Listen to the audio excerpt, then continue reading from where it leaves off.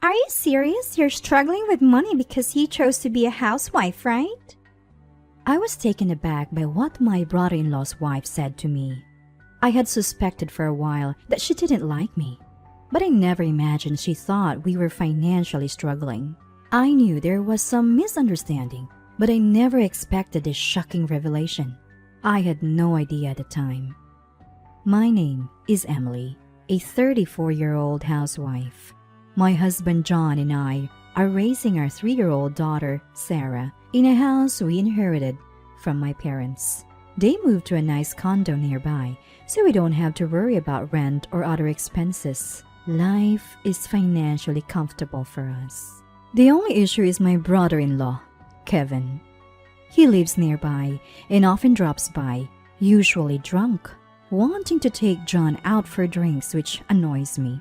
He's not satisfied drinking alone after happy hours with co-workers and friends, but I wish he wouldn't drag John into it. Kevin loves to drink, and when he's not at happy hour, he drinks at home, much to his wife Jennifer's dismay. Jennifer is not very sociable. She avoids eye contact and keeps her distance at family gatherings. It would be nice if someone like my mother-in-law could mediate, but she passed away 3 years ago. And my father-in-law, Daniel, is not the type to take charge. The other relatives don't want to step up because Daniel is the eldest, so his sister Elizabeth usually takes charge. Elizabeth is proudly single and was once considered the odd one out in the family. I admire her and follow her lead at family gatherings.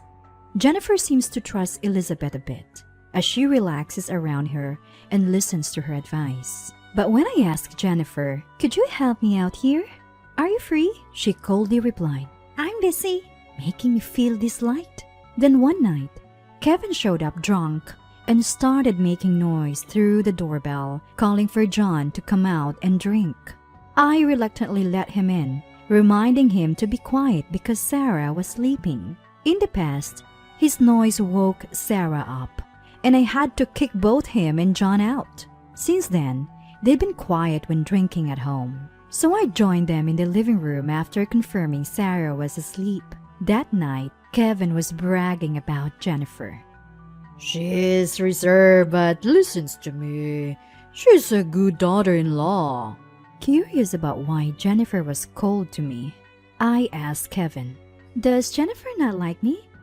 Did she say I did something?" "No, she hasn't said anything. Oh, Jennifer has narrow eyes. You know, she said people sometimes mistake her for glaring. Maybe that's it." Kevin had a point. Jennifer does have narrow, feline-like eyes that make her look beautiful. But I felt it wasn't just her facial expression that made me think she didn't like me.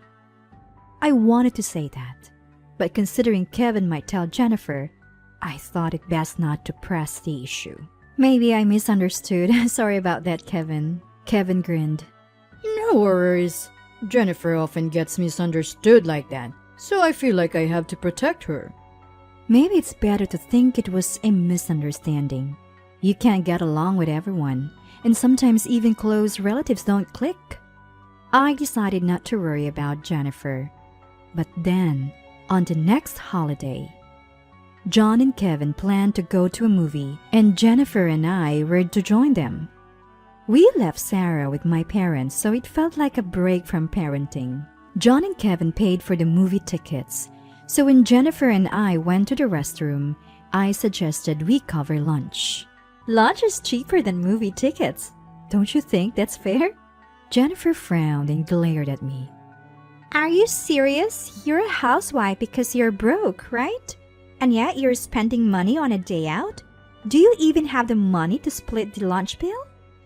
I was stunned, not just by the amount she spoke, but also by her assumption that we were poor. It's true that John may not have a very high annual income, but he's not as worried about money as people say. Wait a minute, Jennifer.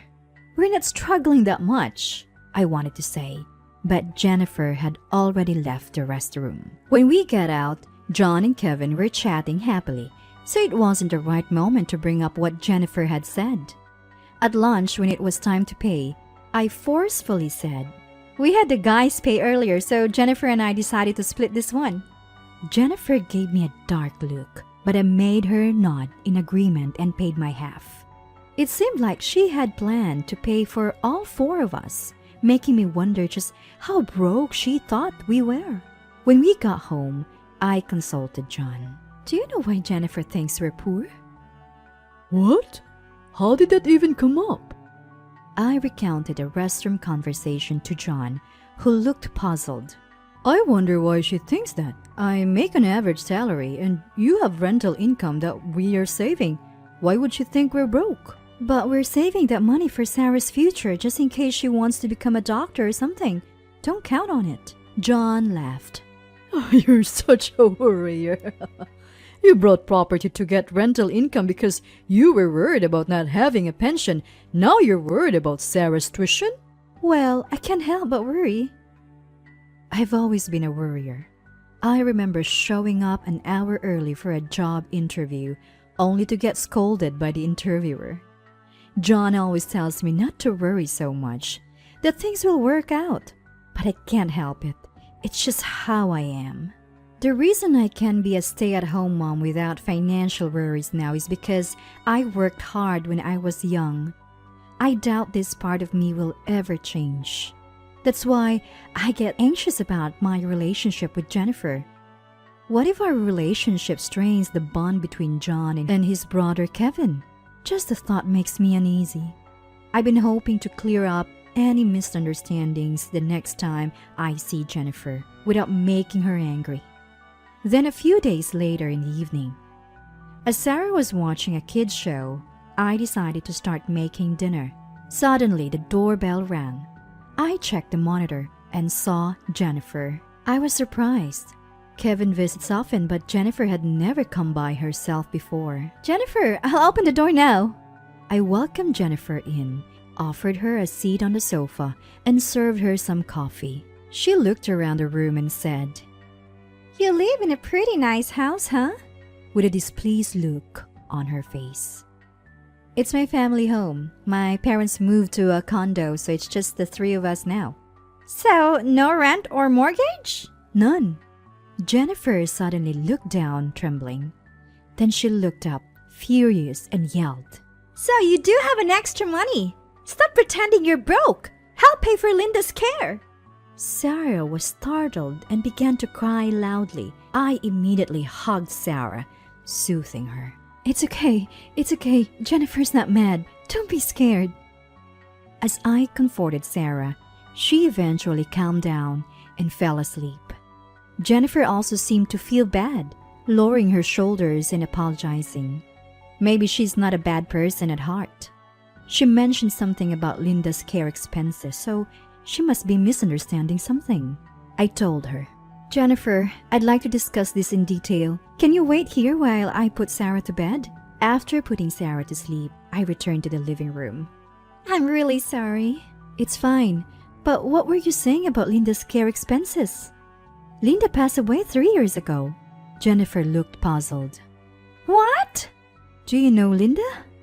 No, I've never met her.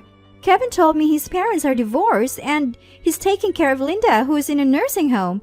It costs $2,000 a month, so both of us are working hard to pay for it. But why should we be the only ones paying? So, that's why you were upset with me. Finally, I understood why Jennifer had been upset with me, and while I felt relieved, something still bothered me.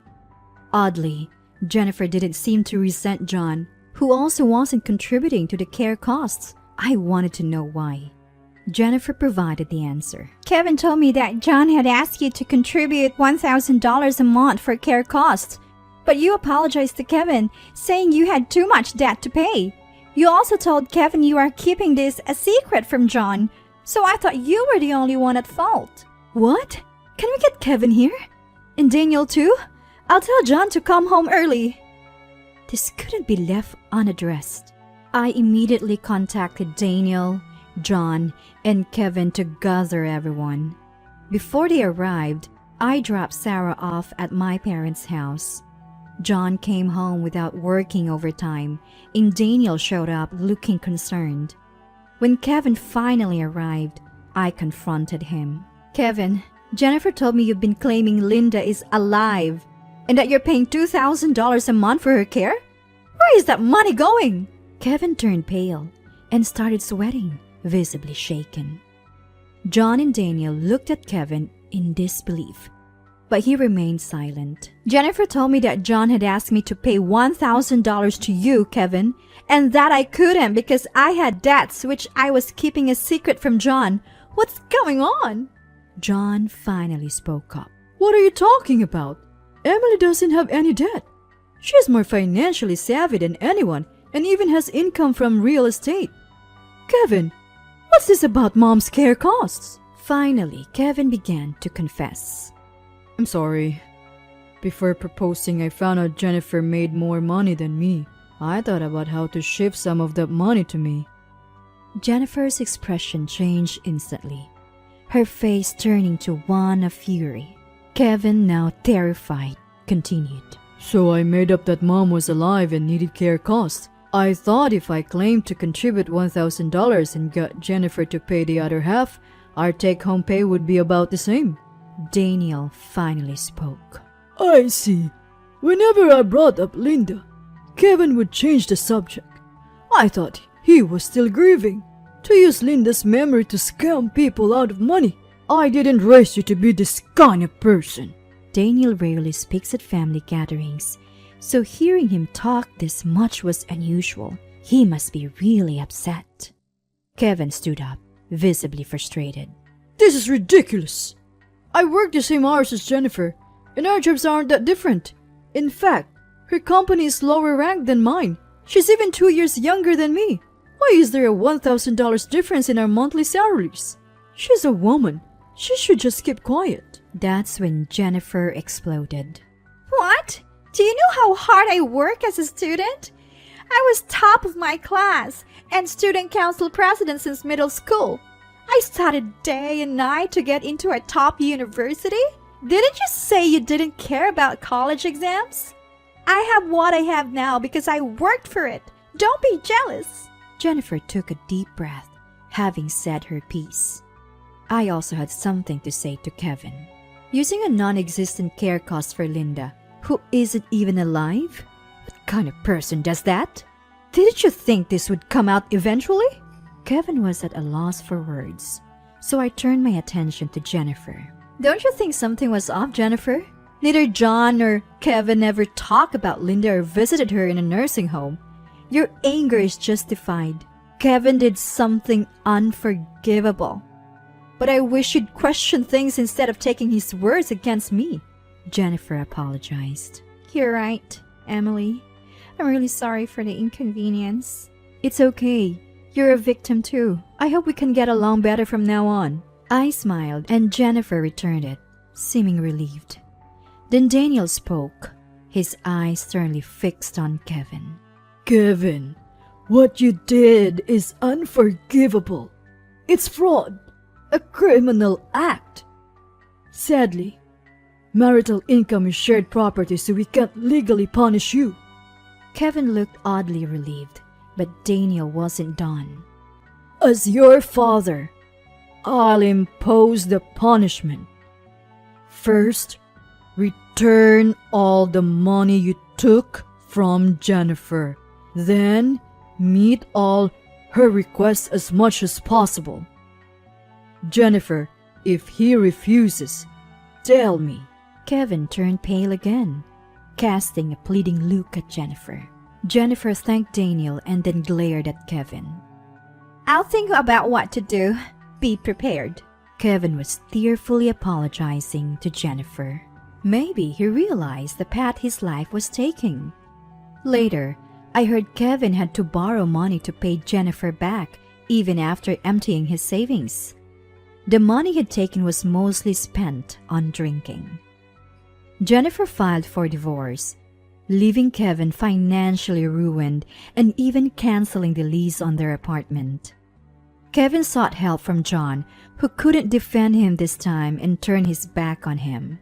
Then he turned to Daniel, who advised him to go to Elizabeth. Elizabeth, living alone in a modest apartment, moved to a place they should share.